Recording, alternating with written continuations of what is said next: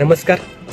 खानदेशातून पहिल्यांदाच एक प्रयोग होते, ज्या प्रयोगाचं आणि चित्रपटाचं नाव आहे खोलतळं. आणि हे खोलतळं चित्रपट पहिल्यांदाच मोठ्या पडद्यावर झळकणार आहे. आणि या मोठ्या पडद्यावर झळकण्यासाठी भूषणदादा आणि दीक्षाताई यांनी खूप मेहनत घेतली आहे. आणि याच प्रयोगाचा ट्रेलर रिलीज सोहळा 7 जुलैला नाशिक येथे होणार आहे.